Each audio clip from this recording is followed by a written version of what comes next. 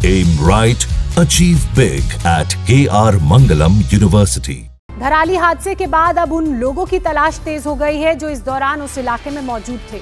ऐसी ही एक लड़की की तलाश की जा रही है। मोहित सकलानी उसका नाम है। तबाही के बाद से वो लड़का गायब है। टैक्सी चलाता था। हादसे वाले दिन अपनी टैक्सी से किसी अफसर को छोड़ने हर्षिल कैंप गया था, लेकिन उसके बाद से उसका कुछ पता नहीं है। और ऐसे कितने लोग होंगे जिनको उनके अपने तलाश रहे होंगे। मोहित सकलानी की तस्वीर आप देख रहे हैं। दरअसल ये टैक्सी चलाता था और हादसे वाले दिन एक अधिकारी को, एक अफसर को हर्षिल कैंप छोड़ने गया था। उसके बाद से ही उसका कुछ पता नहीं चल पा रहा है। हमारी सहयोगी अनामिका गौड़ इस पर और ज़्यादा बातचीत के लिए हमारे साथ जुड़ चुके हैं। अनामिका, ऐसी बहुत सारी कहानियां होंगी जैसा मोहित सकलानी को हम देख पा रहे हैं। जो टेलीकॉम फैसिलिटी है जिसे रिस्टोर करने की लगातार कोशिश हो रही है, कब तक बहाल हो पाएगी ताकि लोग एक दूसरे से कनेक्ट हो सकें, एक दूसरे से संपर्क जो नहीं हो पा रहा वो चीज़ बहाल हो पाए?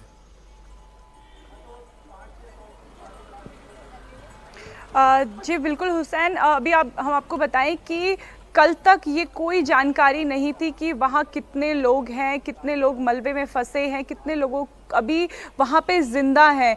अब जैसे जैसे जो मौसम खुला है उसके बाद हेलीकॉप्टर से रेस्क्यू कल देर शाम से शुरू हो चुका था। कई आईटीबीपी के जवान, एनडीआरएफ और एसडीआरएफ के जवान और सेना के जवान वहाँ पे कुछ इक्विपमेंट के साथ पहुँचे हैं। लोगों को भी धराली से, जो वहाँ सेफ इलाके में थे, जो जिंदा थे, उन्हें इस समय उत्तरकाशी आईटीबीपी बेस कैंप लाया जा रहा है जहाँ मौजूद हैं। उन्हें उपचार दिया जा रहा है। कई लोग गंभीर रूप से घायल भी हैं। अगर हम धराली की बात करें तो धराली में इस समय ना नेटवर्क है, ना मोबाइल नेटवर्क है, यहाँ तक कि सैटेलाइट कनेक्टिविटी भी धराली में इस समय काम नहीं कर रही है। सब कुछ तहस नहस हो गया है। ना बिजली है, ना पानी है, ना खाने की चीज़ें हैं। उत्तरकाशी से और भटवारी से हेलीकॉप्टर के माध्यम से खाने का सामान भी वहाँ पहुँचाया जा रहा है। जो रेस्क्यू टीम वहाँ है उनके लिए भी दिक्कतें हैं। उनके खाने पीने की चीज़ें भी हेलीकॉप्टर के माध्यम से यहाँ जा रही है। आज हम आपको तस्वीरें अनामिका, कोई एडमिनिस्ट्रेशन ने कोई डेटा दिया है कितने लोग लापता हैं जिनकी तलाश अभी करनी है? नहीं हुसैन, अभी तक एडमिनिस्ट्रेशन कोई डेटा नहीं दे पाया है क्योंकि अभी तक वहां पे जेसीबी नहीं पहुंची है। जब तक जेसीबी से खुदाई नहीं होगी। देखिए अनामिका, जिस तरह से वहां के हालात बता रही हैं, मुश्किलें, चैलेंजेस तो बहुत हैं रेस्क्यू टीम के सामने, चाहे हम बात एनडीआरएफ, एसडीआरएफ, आईटीबीपी या सेना की ही क्यों ना कर लें। लेकिन जो राहत की बात आज सुबह सुबह खबर अनामिका ने हमें दी वो ये कि 400 से ज्यादा लोगों का रेस्क्यू कर लिया गया है। वहां पर हेलीकॉप्टर सेवा कल दोपहर से ही शुरू हो चुकी है क्योंकि मौसम खुल गया है। अब कोशिश यही होगी कि रास्ते भी अगर ठीक हो जाए तो हैवी मशीनरी को वहां पर पहुंचाया जाए ताकि और तेजी इस रेस्क्यू ऑपरेशन में लाई जा सके।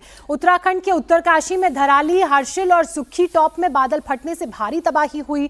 धराली गांव में सैलाब आने से 30 से 50 फीट तक मलबा जमा हो गया। यह इलाका इस वक्त पूरे देश से एक तरह से कहें कट चुका है।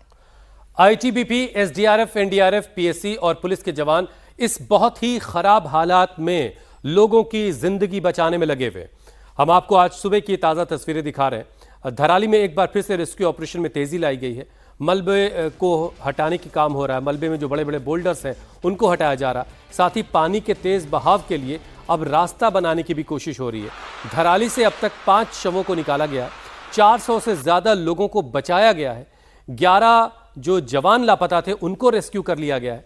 रेस्क्यू टीम को हेलीकॉप्टर की मदद से धराली पहुंचाया जा रहा है ताकि रेस्क्यू ऑपरेशन में जो लोग लगे उनकी तादाद बढ़ाई जाए और रेस्क्यू ऑपरेशन को और तेज़ किया जा सके।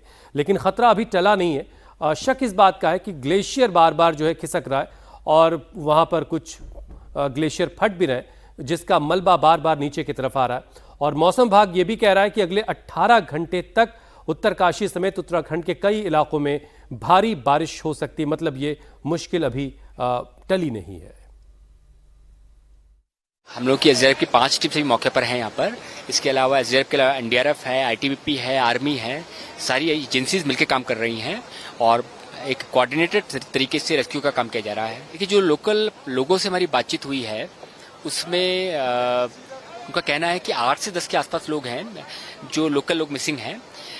इसके अलावा यहाँ पर टूरिस्ट भी ठहरते हैं, तो कुछ टूरिस्ट हो सकता है मिसिंग हो। इसके अलावा यहाँ पे कंस्ट्रक्शन का काम भी चल रहा था, तो कुछ लेबर जो है वो भी मिसिंग हो सकती है। और देहरादून से हेली सेवाएं लगातार जैसे ही मौसम खुल रहा है लगातार शॉर्टेज हो रही हैं।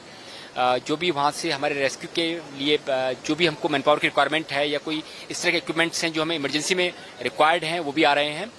इसके अलावा जो यहाँ से जो चॉपर्स वापस जा रहे हैं जो भी इस तरह के चाहे वो लोकल पब्लिक के हैं या आर्मी के हमारे जवान हैं जो कल रेस्क्यू करते हुए इंजर्ड हो गए थे, जिनको हायर सेंटर में ट्रीटमेंट की आवश्यकता है, उनको भी शिफ्ट किया जा रहा है।